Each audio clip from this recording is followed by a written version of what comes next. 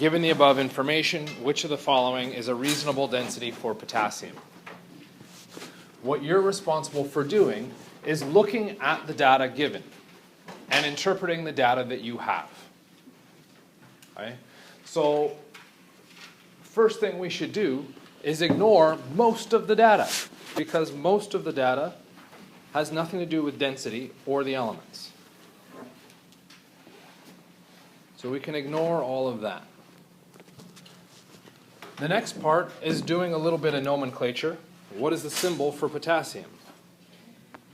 Okay. Well, I thankfully or unthankfully blocked out our symbol for potassium. Where is potassium relative to that list of elements? It is right in between sodium and rubidium. It's in that grayed out box. Okay.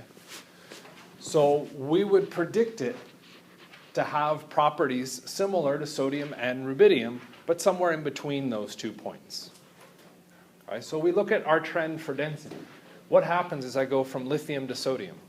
It increases. It increases. As I go from rubidium to cesium? Same. It increases. So what would I expect to happen as I go from sodium, or sorry, what happens when I go from sodium to rubidium? You would expect it. It increases. So potassium being somewhere in between should have a density somewhere in between. Right? Should it be a density of 1? The value of 1 gram per milliliter is in between 0.97 and 1.53. So 1 is in between there. Is that the best answer? Okay, why not? Well, when we look at the trend, what happened is I went from, what is that one? Lithium to sodium, I gained roughly 0.4, 0.5. As I went from rubidium to cesium, I gained 0.4, 0.5. Do some rounding. You're in roughly that same range, which means if I go from sodium to potassium, I should expect it to increase by 0.4, 0.5. Okay. If I go exactly 0.5, that takes me up to rubidium, so I've got to be somewhere less than that. Let's add 0.4 to it as a rough guess. It's somewhere in between those values. You'll notice that that trend right there does seem to mismatch a little bit because it doesn't go up by 0.8. It only goes up by 0.5. But what we should be doing is picking somewhere roughly in between. Okay? If we now move to the test and looked at the possible multiple choice answers. Okay? Impossible to tell is always a fun, evil thing to throw on an exam. Okay? It happens. I tend to try to avoid it, but if I'm running out of answer choices, I usually say impossible to tell if I can't come up with anything more creative. Okay? So let's ignore the impossible to tell because we can come up with a reasonable density. So impossible to tell is not a valid answer. Where's 0.72 as a value? 0.72. Between lithium and sodium. That's between lithium and sodium. Well, where should potassium be? Higher than that. Higher than that, according to the trend that we are looking at. So what does that mean for our answer of 0.72? It's wrong. It's wrong. What about our answer of 1.71? That's now too high. That is between rubidium and cesium. What does that mean? By process of elimination, 1.23 is our best answer. Okay? We're using the data that we are given to predict our best answer. Is it the correct answer? Okay, well, the only way we would know that is if we knew the density for potassium. But if I switch to a different trend or a different element sequence, are you going to memorize the density for every single element? Probably not. Are you going to memorize the atomic radius for every single element? Melting point, boiling points. You're not going to memorize those. So what you have to go through and do is use the information given to you and do the best job you can to interpret.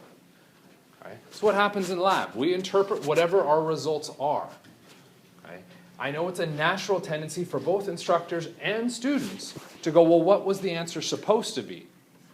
The issue with that is that if you know what your answer is supposed to be, guess what you miraculously find in lab?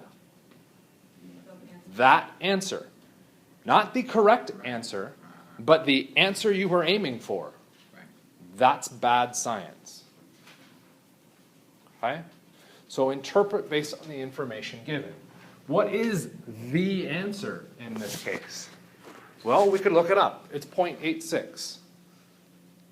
Okay? What does that mean about our scientific trend or conclusion that we were trying to draw? It's wrong. Does that change the observation? No, the observation's there. What do we then have to go back and do? Why is potassium different? That why question is then furthering science. Why did the trend stop working? Okay? You're not responsible for that part. At least not in this class. Maybe if you continue through science and more chemistry classes, you could then come back to saying, why is that different? Okay? But at this point, it's what is the trend? Can I analyze the data given and come up with a reasonable prediction? Make sense? Okay. I have no idea why that slide. What the heck? Why is the title not on there? Okay, well, I got no idea why the title's not showing up. I must have accidentally hit delete. Not only do we see these trends within our families of their physical properties, but we also notice trends in chemical properties. Right? For instance, if we look at the alkali metals, which all happen to be in which column? Number 2. The first column. Okay. Yeah, you're officially responsible for knowing where your alkali metals are. Okay. If we look at how they all react with oxygen, they all hold to the same general formula. Okay. That formula is that it takes 2 of those metal ions to balance out 1 oxygen. Okay. Those of you that have done some work with the nomenclature, why might we see that? What is the charge for everything within the group 1? Plus 1. What is the charge on oxygen? Minus 2. For the formula to balance, we need 2 metals. Okay? So everything within that column will react similarly because they all have the same charge. Okay? That's our trend. Why do they have the same charge? That's a harder question. We'll address that later today. So at this point, it's just we have a trend. Let's not worry about why yet. So on the exam, I could ask the question, the formula for the chloride of calcium is CaCl2. What is the formula for the chloride of barium? Tell you right now, I could go through and come up with some multiple choice answers.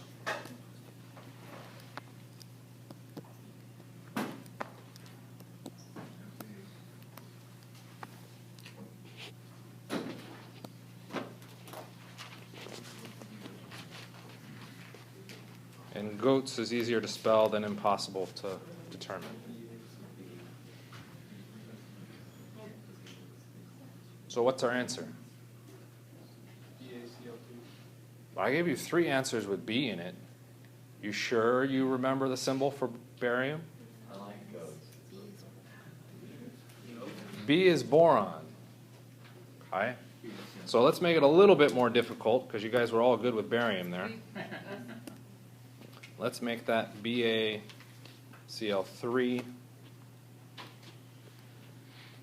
BaCl, and goats, which is our impossible to determine answer. Okay. Well, which answer is correct? BaCl2. Why? Barium is positive 2 and fluorine is Not because barium is a positive 2. It shares the same row. It's according to the trends. Where is calcium on our periodic table? In our alkaline earth, I think is what we call them. The really easy answer is it's in column 2. Where is barium? Column 2, which means we would expect them to have the exact same formula. Okay, so you guys are pulling at the charge thing. So let's go ahead and erase some of these and say instead of calcium, I'm going to pick gallium.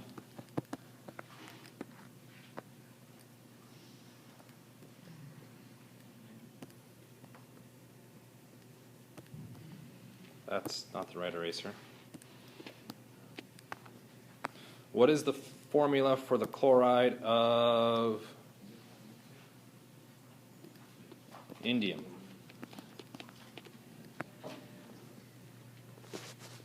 So all of you guys saying, oh, it's the charge that's determining this. Are you required to know the charge on gallium? Nope. Are you required to know the charge on indium? Nope. Nope. So guess what? You can't pull your charge trick. That's now out the door. So what is our formula for the chloride of indium? Why is it InCl3? Because Ga and In are the same column. If we look up gallium, it is in whatever column we want to call that, number 13. Okay. And where is our indium? 13. Also 13, which would mean they're predicted to have the same chemical formula. New question. And we're just going to make this one a little bit easier, sort of.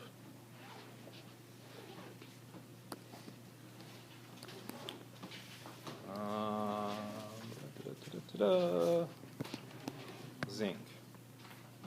And I'm going to give you two answers.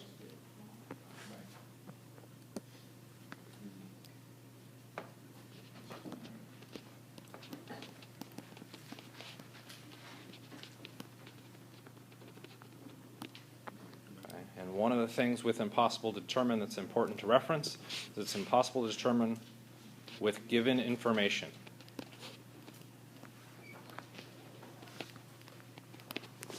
Which is the correct answer?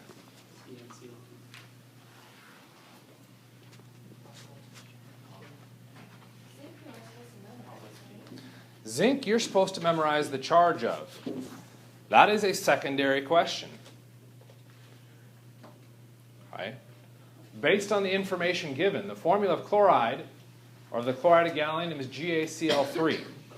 Based on that information, do we know anything about the chloride with zinc? No. Is the chloride for zinc ZnCl2? Yes, but does that have anything to do with the information given? No. So our answer becomes impossible to determine. Okay? That is a trickier one because it's something that you may have memorized the information on. So theoretically, if I were to write the question again, I would probably pick something like nickel so that I can dodge the overly smart or overly studied students. Or even nickel Cl3. Now what's the answer? Well, nickel you're not required to know the charge on, so we don't know its charge, you can't predict its formula. Is nickel anywhere near gallium?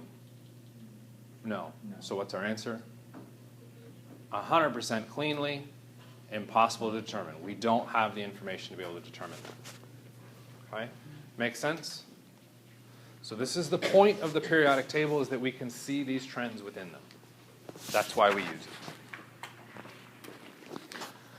Another big trend that pops up is something about atomic radius. Okay?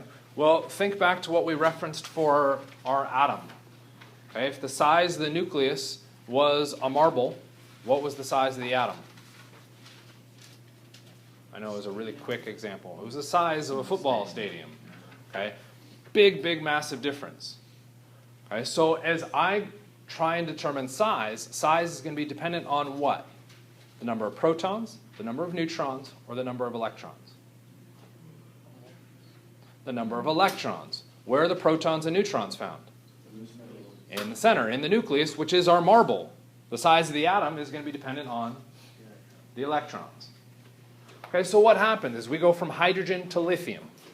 What changed? We gained electrons. Well, the more electrons we have, we would predict the larger atom. It has more electrons, it should get bigger.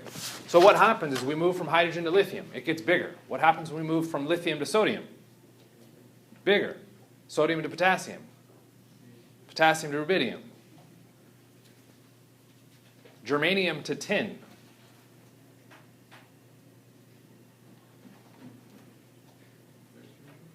GE versus SN gets bigger. Sulfur to oxygen. Smaller, because we now switch the direction. Okay, so that makes sense. We add more electrons, we get bigger. Okay? You'll notice that in each of those examples I gave you, where were the elements located? In the same column. Here's the interesting rub. What happens when we look within the row? Well, as I move from hydrogen to helium, what did I do? Don't look at size yet. What changed about the atom? What's that? There's more protons. There's more protons and, more importantly, for size, there's more electrons. Lithium to beryllium, more electrons. Beryllium all the way to neon, more electrons. What would we expect to happen as I move from left to right in the periodic table? They should get bigger because they have more electrons. What's the trend? It decreases. Why? What's that? Why does it have a tighter hold? As we move down the column, it didn't have a tighter hold. We increased the number of protons and the number of electrons, and yet the electrons, the atoms still got bigger. Because,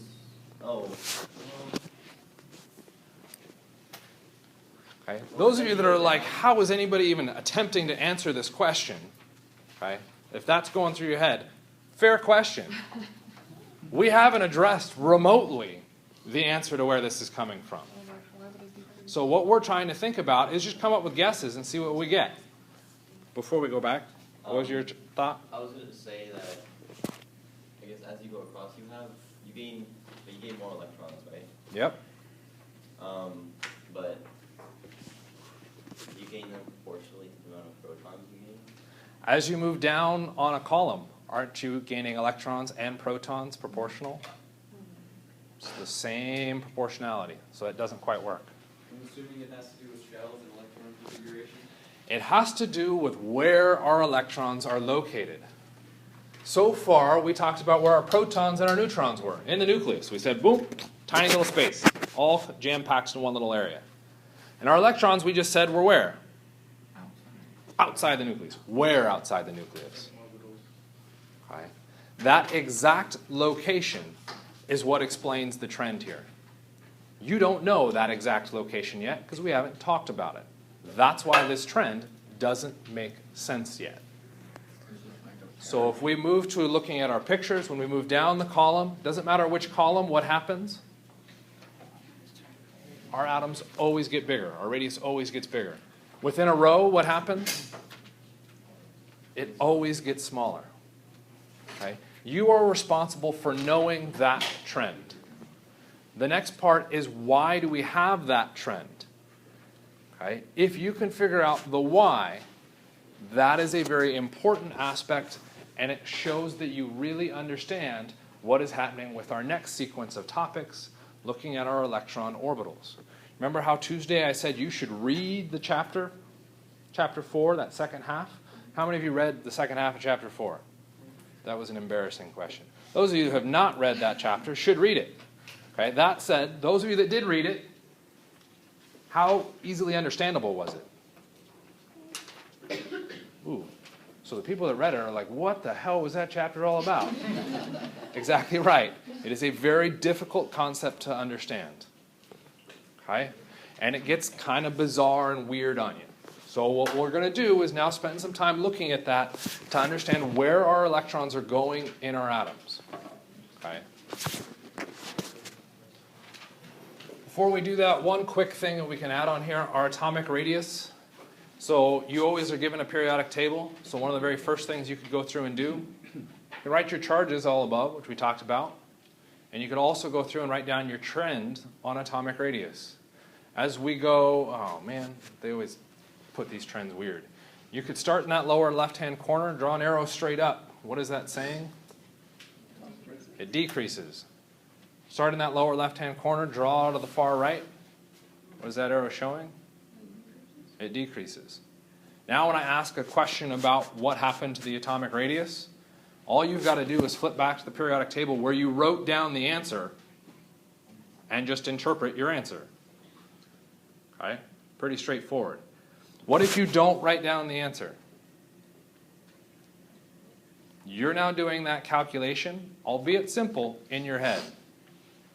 Okay? You've got lots of trends.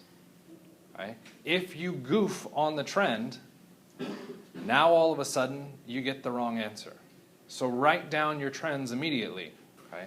Theoretically, you won't forget your name, so you can always write your name at the end of the test. You will probably forget the trend by the end of the test. So write that down first. Okay? The other one that we could reference on here is something known as the metallic character. We've already talked about this. Our metals are in which corner? The lower left-hand corner. Our nonmetals are located in the upper right-hand corner.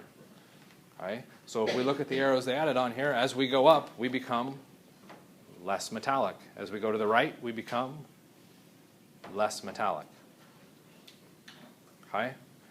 I'm not as fan as the metallic character trend, but you could potentially see questions there. Okay, so chapter 4. What we end up introducing real quickly in chapter 4 is the wave nature of light. So they start talking about waves, what makes a wave, amplitude, wavelength, all this other fun stuff, frequency. And ultimately, you can learn more about that in 151. Okay? One of the big things that you're told is the speed of light is always a constant. Okay? 3 times 10 to the 8th meters per second. And then you can break down your waves into different things and all sorts of other fun stuff like that. Okay? Zippity-doo-dah. Okay? Where we're going to be more relevant is what's going on with our energy spectrum. Okay? And this is always fun. It's our radiant energy spectrum. Okay? Or our electromagnetic radiation. And we go, oh my God, electromagnetic radiation, I'm going to die. Light is electromagnetic radiation. You're not dead yet. Okay? Different sections of the spectrum of electromagnetic radiation have enough energy to hurt you. Light just happens to not be one of those regions. Okay? And visible light just happens to be something where it's a particle or wave of enough energy that it kills something in our eye. That something in our eye then screams bloody murder and tells our brain, hey, I'm being killed by this color. And we then go, oh, it's that color. Okay? Thank you, death of our eyeball. Okay? It's then regenerated later on. Okay? A constant phoenix episode, if you will. Okay? So when we're looking at this electromagnetic spectrum, it can be useful to know something about the different energies, because if you run into cosmic rays, you're not in a very good position. But if we run into, say, microwaves, that's not as big of a deal. Okay, why? Microwaves carry much less energy than cosmic rays. Okay? So each of those sections, we've divided as humans and said, within this section, I'm going to call those microwaves. Okay? And that's because the energy associated with microwaves does something very particular. The energy associated with the visible light spectrum does something very particular. What does it do? It gives us color. We can see that. Because we see that electromagnetic radiation, we refer to it as the visible light spectrum. Okay? Within the visible light spectrum, you should know all of the colors. What is the name for all of those colors? Okay? You theoretically may have already heard this. Roy G. Biv, that famous person, right? Mr. Biv. It's our acronym for red, orange, yellow, green, blue, indigo, violet. You're responsible for knowing those colors. Okay? Well, this isn't an art class, so you need to know something about those colors. But something you need to know is the energy associated with them. Okay? I always got this backwards, okay? Until I thought of this. Okay? What is to the left of purple light? Ultraviolet. What is to the right of red? Infrared. When you walk outside, okay, particularly in Arizona, what's the one thing that we tell you to do? Use sunscreen. What is sunscreen protecting us from? Ultraviolet light. Why do we need protection from ultraviolet light? Cancer. Why is it causing cancer? There it is. Someone said it over here. It is high energy. Okay. I don't care about infrared light, so we don't put on special protection against it because it is lower in energy. Which visible light is higher in energy? Violet or red? Violet because it's closer to ultraviolet, and we know ultraviolet is the dangerous one. Okay? That's how I remember and keep those separated so I know which one's lower energy, which one's higher energy. Okay? This can be stacked with looking at wavelengths. Okay? The wavelength of red light, you'll notice, has a very long wavelength. So when we look at its number, our red light is typically in that 700 range, 700 nanometers. So the distance between peaks of red light is a very tiny, tiny distance, nanometers. When we move to our purple light, the distance between peaks now gets increasingly shorter, or decreasingly shorter. It just gets shorter. Okay? And we encounter typically at 400 nanometers. Depending on how sensitive your eye is, you may not be able to see 400 nanometers. You may see 405. Okay? So that kind of varies. Either way, what we expect from light is this continuous spectrum. So if I take white light, okay, white light is now all of these light patterns coming out of it. The entire visible light range, every single one of those colors comes out of white light. Okay? Well, why do we not see rainbows everywhere? Well, they've all overlapped with each other to generate this white light. So if I wanted to see a rainbow, what do I have to do? I have to separate those. Do we have something that could potentially separate those? Prisms, rain, okay? Something that diffracts the light unevenly so that we can end up seeing the individual colors within that, okay? Or rather the color spectrum. Okay, so someone took a prism, notice this, hey, cool. The next part was that someone took some gas. In this case, we took hydrogen gas, and we filled it inside a tube, okay?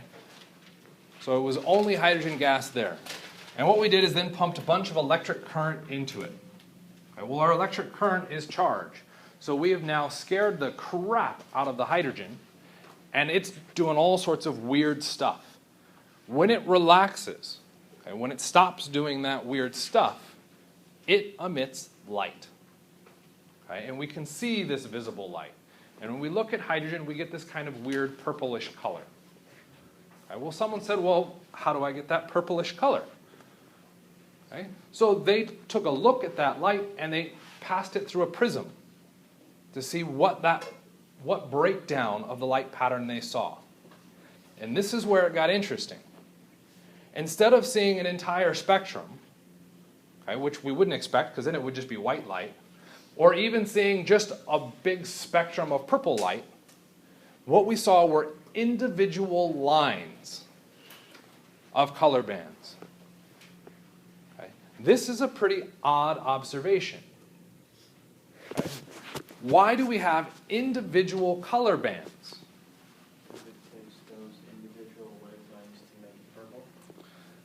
Not necessarily to make purple. I mean, that's true as well. But what is happening to our excited hydrogen? It's giving off that energy. Okay. What happened when we pumped a bunch of electron energy into it, or electric energy into it? We excited something about the atom. That something that we excited were the electrons. So our electrons have now jumped up to a really high energy state. They absorbed all of that energy. Okay? When they relax back down to the ground state, they have to get rid of that energy somehow. What do they release that energy as? Light. So we're taking electrical energy, absorbing it into the electrons of our individual atom, and we are now emitting that back out as light energy. And interestingly enough, we only emit it out in these very narrow, tight bands, right? Or what we're referring to as lines. I don't see, so let's say this red was at 675 nanometers. I don't see a line at 670. I don't see anything at 680. I only see that energy at 675. So that means that when that electron got excited, it could only go up to a very distinct energy level. And then when it went back down to a distinct energy level.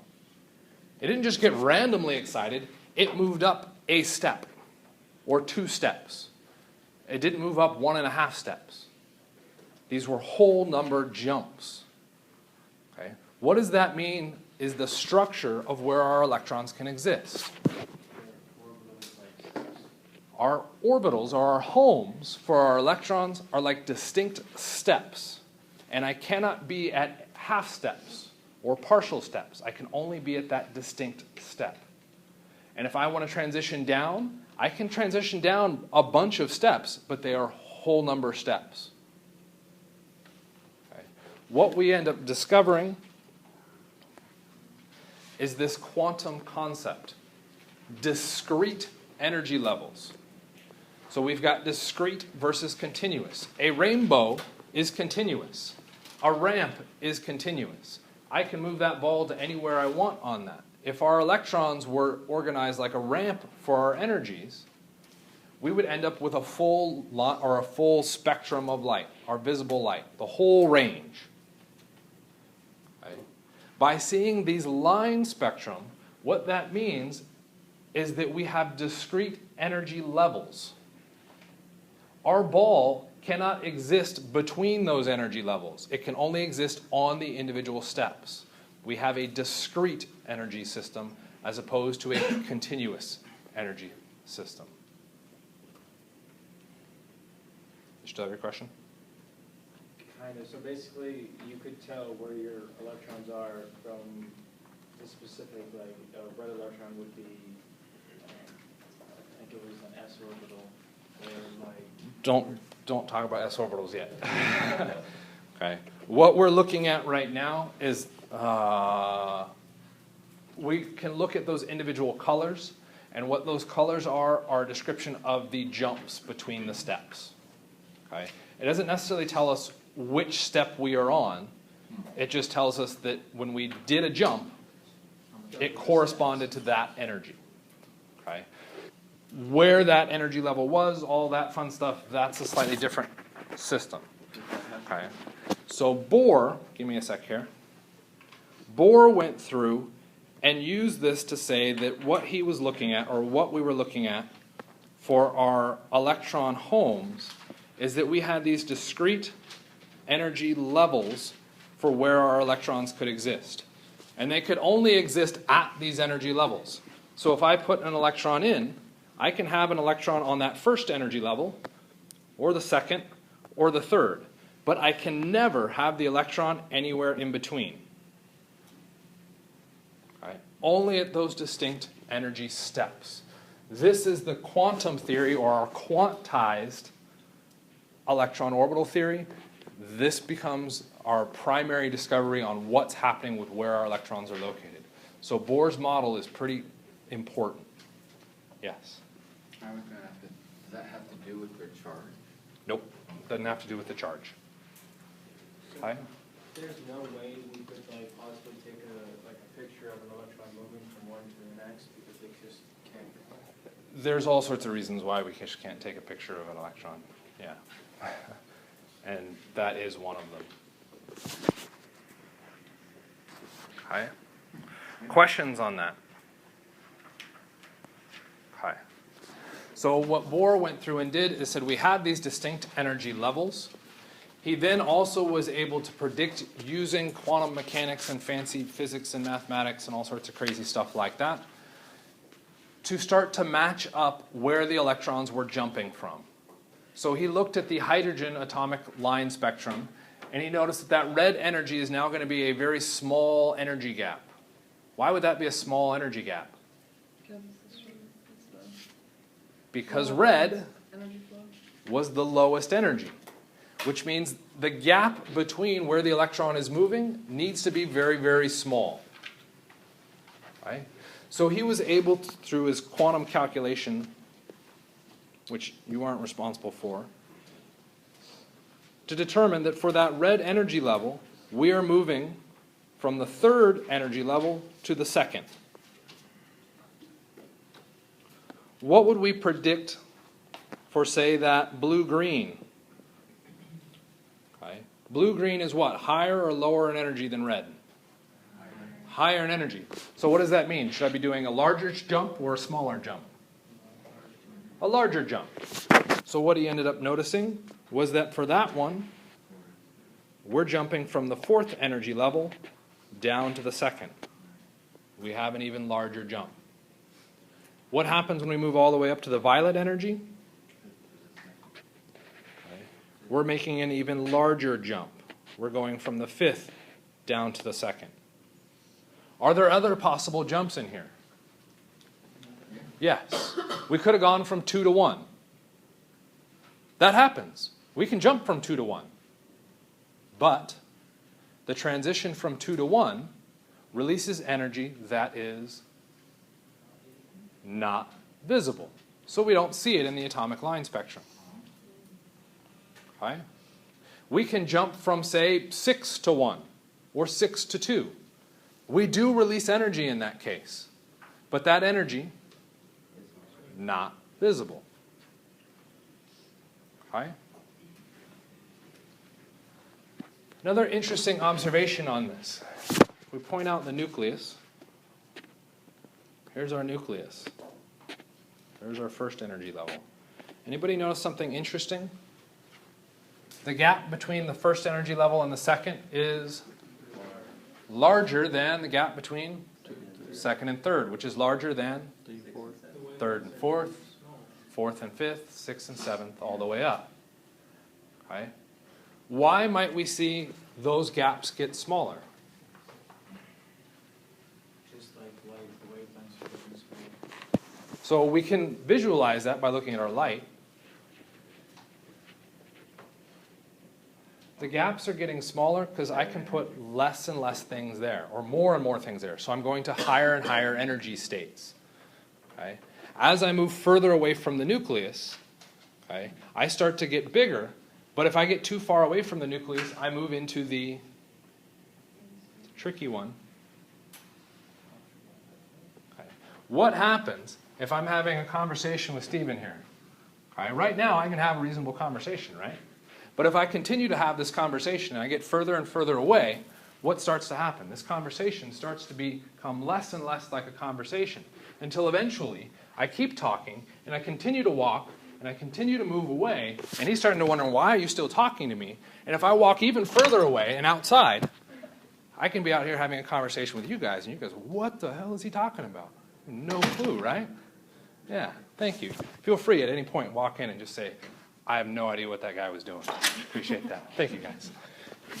Meanwhile, the people outside are, who the hell is this crazy person talking to me? Right? What happened? Eventually, we get so far away, we're now not attached. I am no longer having a reasonable conversation with Stephen. Okay? I have moved the electron outside of the atom. It is now in the vacuum. Okay? So we reach a limit where I cannot get any further. But as I get bigger, I have more surface area, okay, which means I can potentially slide more electrons into that larger surface area gap. Okay?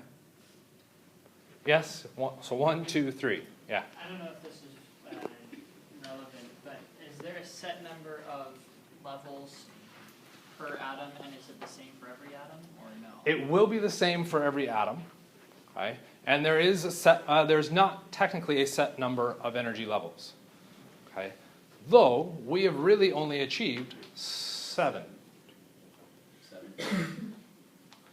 Huh, how did I do 7, and why the long pause of me staring at the periodic table? Count down. Guess where our energy levels are noted on our periodic table? It's the rows. Okay. Only go 7 to 8. Why did I not count these? Isn't that 8, 9? No. Okay. Are inserted. These are inserted into this table. Right. Could we theoretically get to the 8th energy level If we discover new elements. if we discover a new element by adding another proton and another electron to UUO? Okay. Why have we not discovered that yet? Okay. Why does it take a lot of energy? Super collider. Okay. We have to smash these things at each other to build them. What happens to the nucleus as I start to get further and further, or larger and larger? They become massive. It becomes less stable and it starts to fall apart. Could we theoretically jump to the 8th energy level? Yeah, We had a field to sustain. But- Doing it. our nucleus starts to fall apart. Okay? If it does not stay held together for long enough, sorry, whatever scientist is trying to do that, we don't give you credit for discovering a new element because it didn't exist for long enough. Most of the ones that we're looking at down here have existed. Any idea how long? Couple seconds. Fractions of seconds. Okay? So our limit for deciding if we have a new element is a really, really short time span. Okay? To add another proton and another electron to this, the likelihood of that lifetime decreases so drastically that it's very hard to actually produce that. Sorry, we got here 4. Yeah. Go on, sorry. Alina? Same question. Oh, you same question? Okay, so now we're back to you, Bree. Is that why they're doing the super collider to try to invent new elements? No, they aren't using the super collider to invent new elements. They're trying to discover other things. Okay. Okay? So we have this information for our energy levels. Kind of neat. Okay? So what we've got, or what we could potentially see, are our atomic fingerprints. Every time we take a different element and we piss it off by jumping a bunch of electric energy into it, we end up noticing that we get different atomic line spectrum. Why different? Different elements. They have a different number of protons. What is that going to do to the exact energy levels? Changes them slightly, which means we end up seeing a different line spectrum. The line spectrum is effectively a fingerprint for an individual element. So what we can do is monitor the line spectrum or look at the line spectrum and deconstruct that down to what elements were in that sample. Kind of a neat little process. Remember my question now. So our star, the sun, fuses hydrogen together to make helium. In that process, it gains so much energy that it releases free electrons. Not necessarily free electrons. It releases Energy. energy in the form of light and heat. We can take that light, heat, and change it into And we can then absorb that and do whatever we want with it. Yep. Okay, we just do a horrible job of that conversion at this point. Can you fuse two hydrogen atoms together like that? We're working on it. We aren't there yet. Okay. So, we have 7 energy levels. Okay, I tried to stack this a little bit better, and did I actually count them out right? 1, 2, 3, 4, 5, 6, 7. And our very top one, we would define as our vacuum. Hearing some talking, and it's not a problem necessarily. Is there a question? No question? Okay, just checking. So that's like the light that's emitted that we see? What these are our energy levels. I colored them only so that we can see that they're different energy levels. It has nothing to do with color coding beyond that. Okay? So what would we call our first energy level? 1. Way to be original. It's the first, so let's call it 1. The next one? 2, 3, 4. So when we're now referring to our electron homes, we can then say, well, our electron is located in that first energy level, or our second, or our third, our fourth, and so on. All we're doing is specifying where the electron can be. Okay? So, the next issue we encounter. When we added a second proton to the nucleus, what happened? It's bigger. It got bigger. What else happened? More Nothing to do with electrons yet. What's that? The charge changes. Okay, that's an interesting point. Our nuclear charge changes. Okay, so I bring a positive near a positive, and that says F this, and it rips apart from each other. Well, clearly that's not the only thing that happened. What else happened when I brought two protons near each other to make helium? Not two electrons. Two neutrons. Look at the mass. The mass increased. Why did I need the neutrons? To hold the protons together. Well, if I'm now going to put electrons into my energy levels, how many electrons could I put into them? Say that again? Huh? 4? You just picked, okay, well, no. If I put 4 electrons in here, what's going to happen? What are all those electrons going to do? Bump into each other and shoot off away from each other. Whoops! So how many electrons could I put into an orbital? Depending on the orbital's number, depends on how many electrons. Nope. And every single orbital is always consistent. Initially, we would predict only 1. Because as soon as I put in a second, what happens? They collide and repel. Okay? That becomes problematic. Because if that were the case, if I can only put a single electron into each of these orbitals, how many elements would I have? 7. Do we have only 7? No. So we're definitely missing something. Well, one of those things that we're missing is something known as electron spin. Hugely confusing concept. All you need to do for recognizing electron spin is that what that allows us to do is to put 2 electrons into every orbital. So those of you shouting 2, that was correct. We need to know why. It has to do with the electron spin. Okay. The way you can kind of think about it is the electron spinning one direction and electron spinning the other direction now don't interact with each other as much, and they're okay being in the same orbital. But what if I try to add a third electron to that orbital? Well, I only have 2 directions to spin, which means I'm going to get that third one ejected out. So I can only fit 2 electrons into every single orbital, or every single home. Yes? Is electron spin that we were talking about in the book where they have like that cone shape where they can flow in between? You know? I clearly have not looked at the book recently enough to answer that question, because I have no idea what the cone shape is referencing. Talk to me after class. Okay? So that means we can fit 2 electrons in. Good. I don't have 7 elements. I now have, those of you doing the math really quickly, that would be 14. Is that correct? No. So I'm still missing something. Remember, as we got bigger, what happened? We have more surface area. More surface area means we can potentially put in more electrons. Okay? But I can only put in 2 electrons in an individual home, which means as I move up in energy, I gain homes. Okay? So what are those extra homes? Okay? Well, at our first energy level, I only have 1 energy level. I can only have 1 home. That's it. No choice. Or 1 type of home.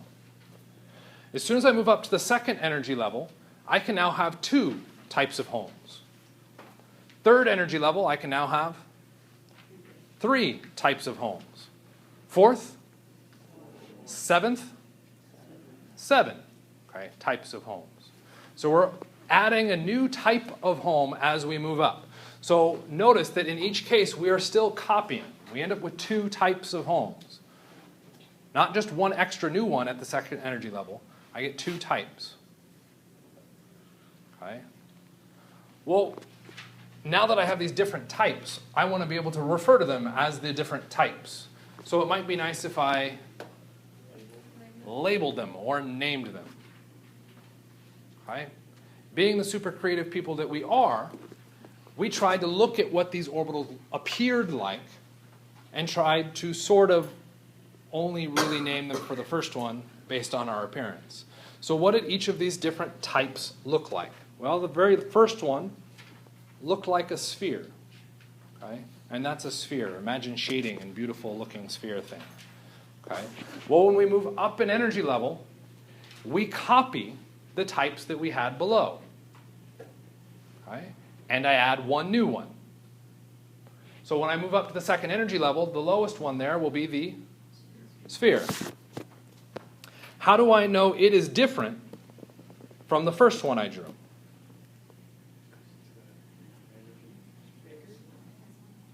It is bigger, yeah?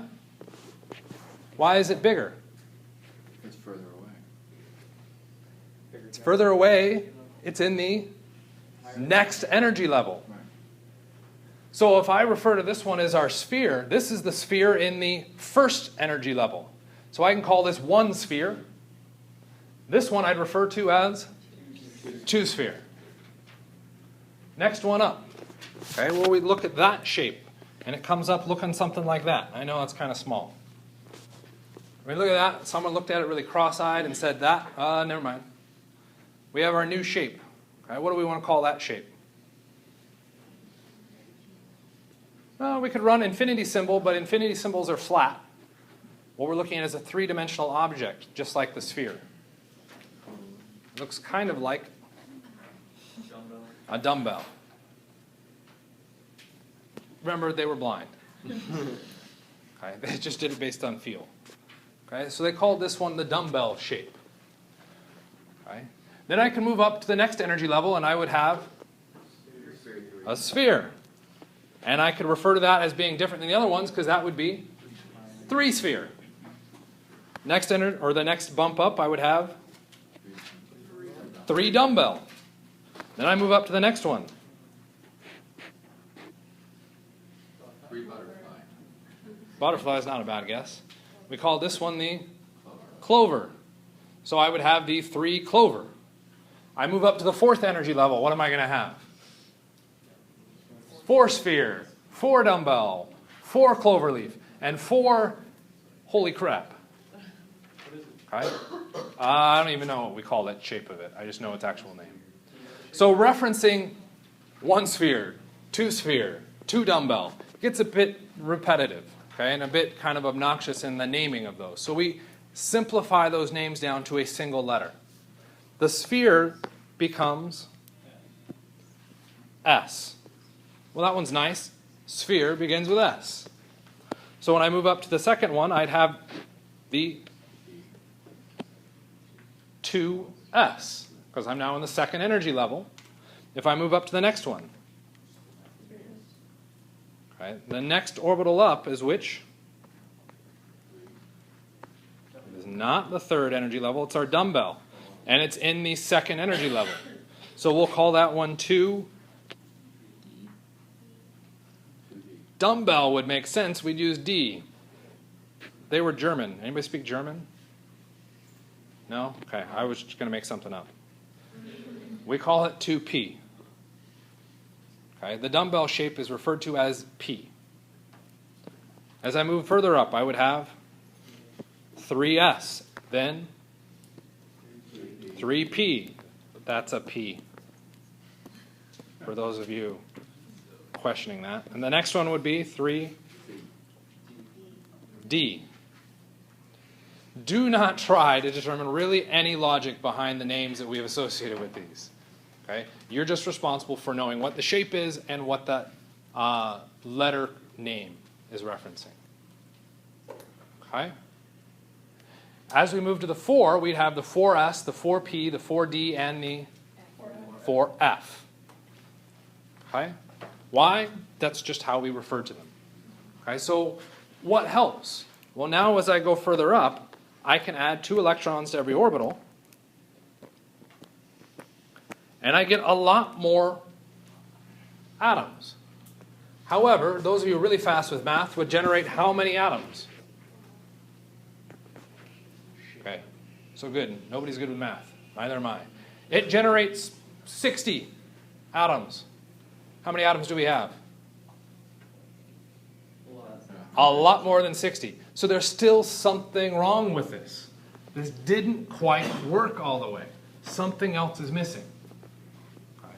Well, the next part of this, and now I've got all these pretty images, I'm going to delete it all.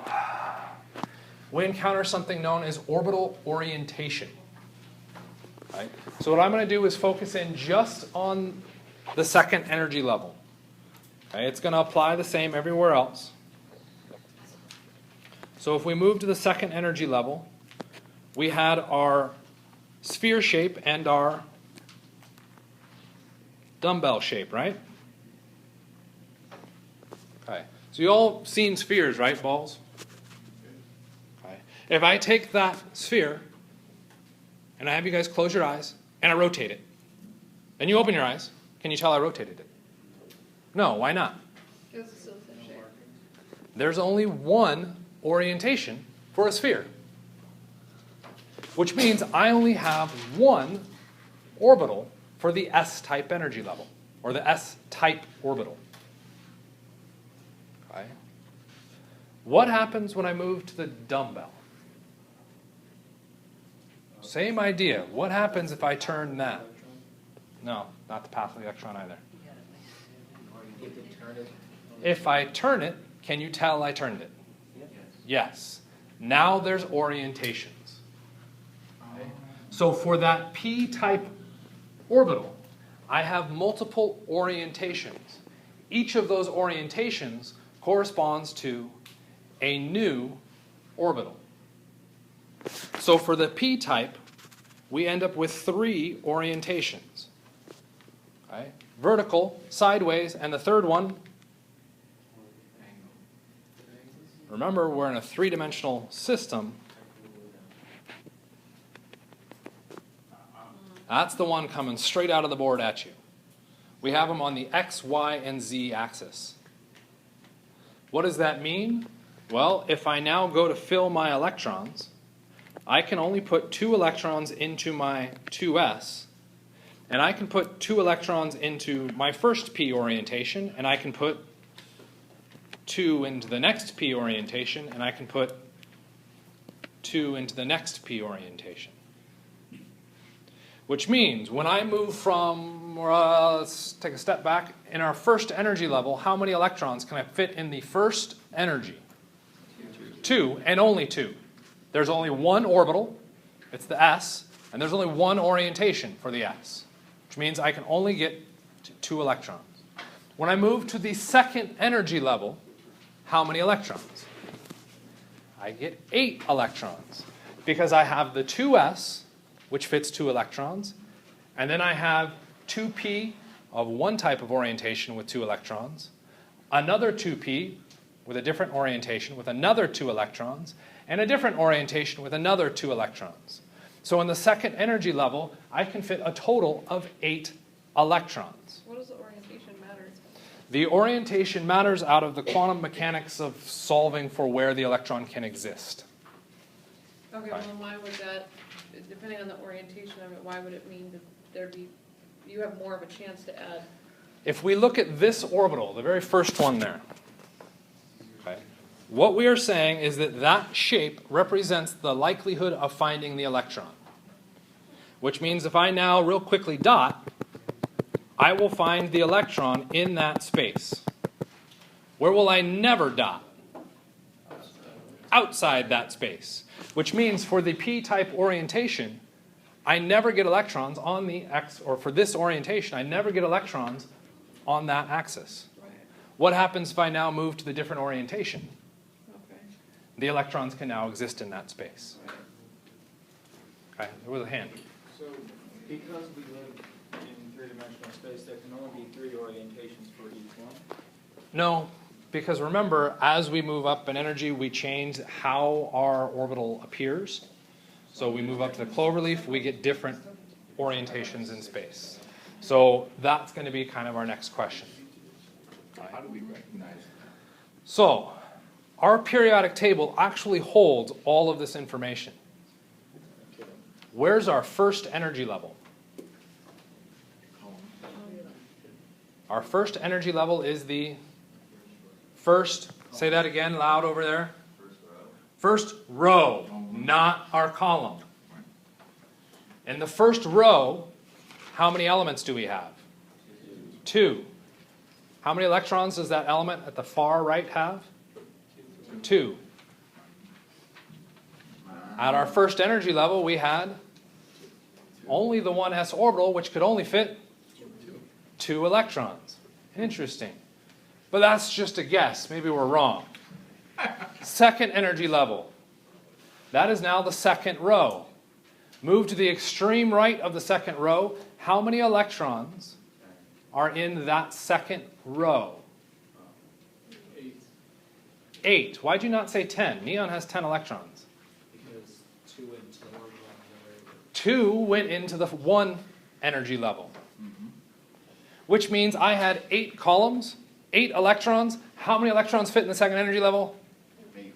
Holy crapola. Our trend is fitting there. What happens when we move to the third energy level? Okay, we get even more. This is where things get a little bit wonky. When we move to that third energy level, you'll notice that if we count the columns in the third energy level, how many columns do we have? 8. But what happens when we move up to the third energy level? We add an extra orbital type, which means I get more electrons. Why am I not seeing that? It has to do with how our electrons fill these orbitals, okay, which we'll address again in, which we'll address again in a little bit. Okay, so let's stick with the ones that are a little bit easier. The first 2 rows, very clean. That's where our primary focus is going to be this semester. We'll shift into the other ones in a little bit, but let's keep our focus there. Okay. What we are addressing in all of these cases is ultimately just where do the electrons live? Okay. Don't try to make it more complicated than that. They just live in a certain location. Okay, and you guys, well, it was a hell of a lot more complicated than that. Really, where do you live? Okay. Well, you live in the U.S. Does that help anybody find you? No. So, can you get more specific? You live in Arizona. That's a little bit better. Can you get more specific? The city. Can you get more specific? Street. More specific. Address. You just went through like 6 stages of noting where you lived. Here we only have 4. Okay? This is actually easier than finding your home. Okay? That's a bit mean, because now you think like, man, I'm an idiot. I can find my way home, but I don't understand this. Okay? You're just used to finding your way home. This just takes practice to finding. Okay?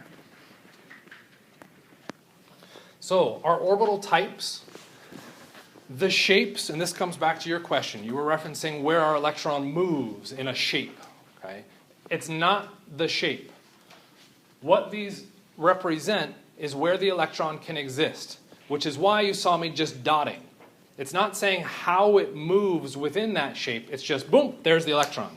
But electrons are weird, funny things, because once I find it, it can immediately jump to an entirely new space without actually moving between those 2 points. Stupidly mind-boggling. It effectively teleports. Okay? So when we're looking at these shapes, all we're saying is that if we watched in like a stop motion action, kind of a, what are those things? Strobe lights. Okay? That's where we would primarily find our electron. Every image we took, boom, the electron shows up there. Every image we took, electron shows up in there.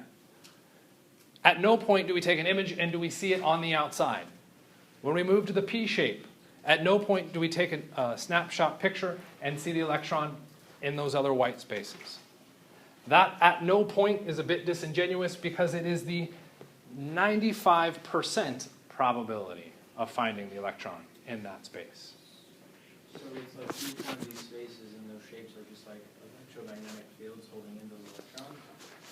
They are a way of representing the energy of the electron associated with the nucleus, yes. Okay.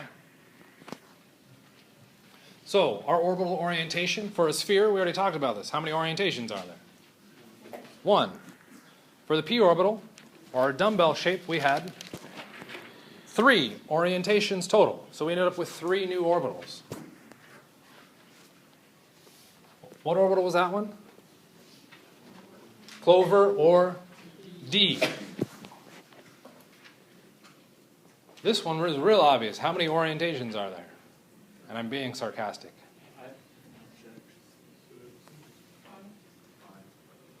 Total of 5 orientations. Okay? And you'll notice that last one sure doesn't look like any of the others. Okay? This again comes out of the quantum mechanics of solving for each of those. These are the shapes at those particular energy levels with those orbital types. So the orientation explanation only kind of works. It does fall apart as soon as we hit the d orbitals. Okay? What you are responsible for knowing, how many orbitals are there for an s-type orbital? 1. How many orbitals are there for a p-type orbital? 3. How many orbitals are there for a d-type orbital? 5. How many orbitals are there for an f-type orbital? 7. Okay. I really wish we had a useful tool that had this information embedded in it.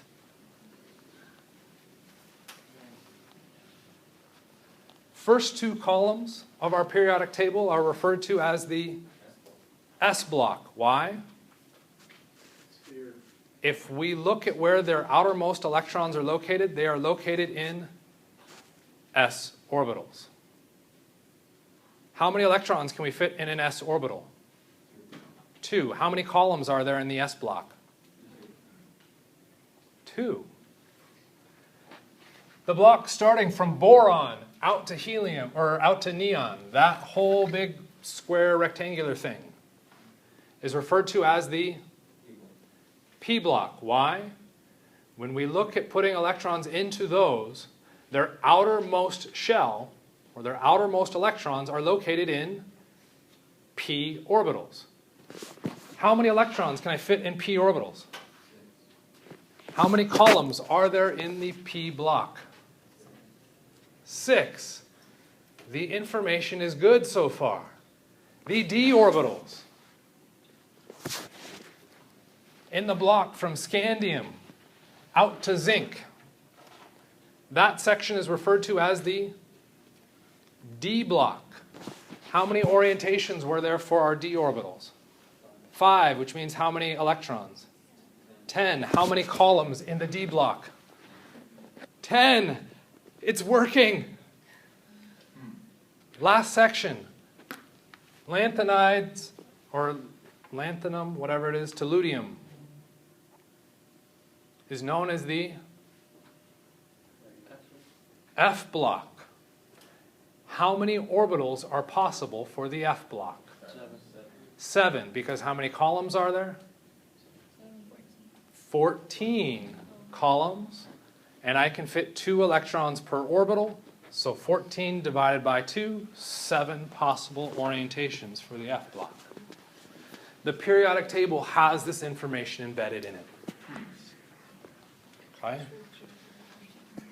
So, if we go through and look at our orbitals, each orbital can only hold 2 electrons. But remember, each type of orbital can have multiple orientations possible. So if I look at the first energy level, okay, all I have is the s orbital. How many electrons fit in that one s orbital? 2, which means how many electrons fit in the energy level? 2.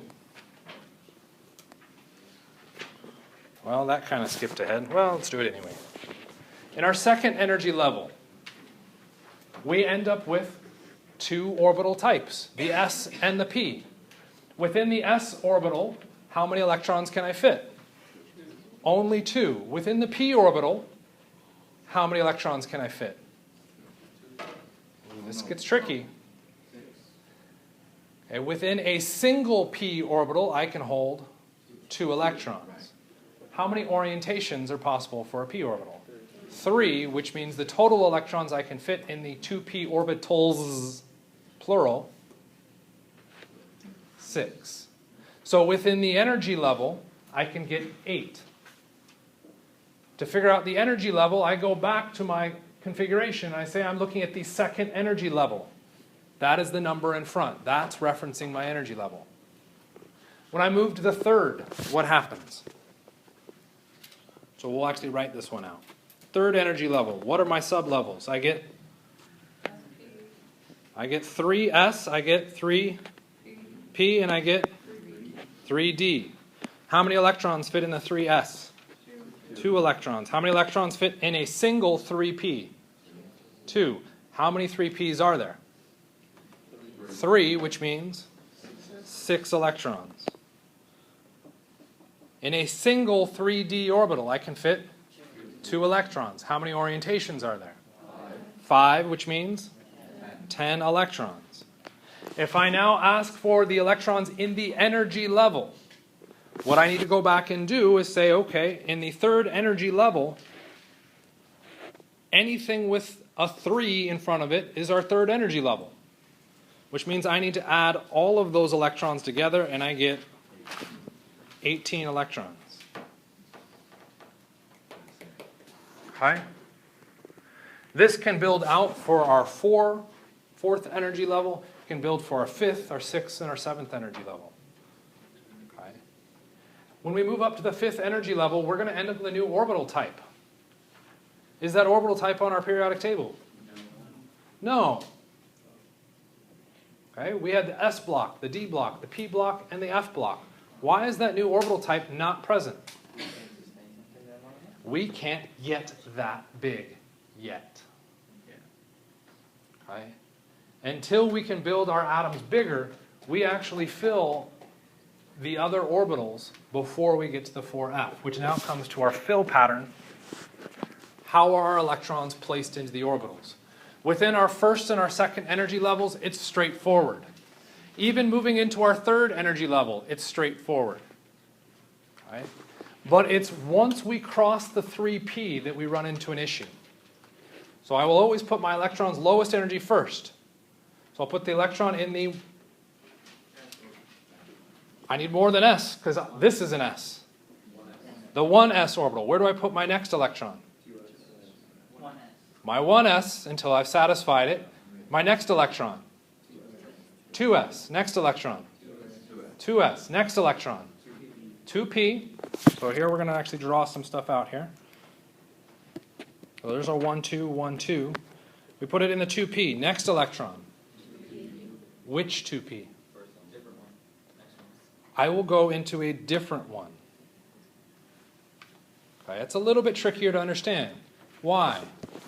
Why did I put a second electron in the 1s? It's the lowest energy level. For me to put another electron in and not go into the 1s, I have to jump up in energy. That's the only reason I put the second one in the 1s. When I dealt with the 2s, I put the first electron in. Where did the second one go? Also into the 2s. Why? The 2s is lower in energy than the p. So I pair there. My first p electron, straightforward. Where do I put the second p electron?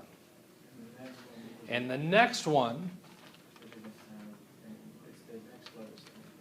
it's the next lowest in energy. By pairing the electrons, I go up in energy. So I want to keep them unpaired as much as possible. Okay? I can continue to go through this process. And where we run into a wrinkle is right here. Once we've cleared the 3p, argon is now our 3p. Where's the next electron go? Okay, well, according to our diagram, we would expect the 3d. But as we add an extra electron, we'd go from argon to, where is it? Potassium. Where's potassium found? In the s block.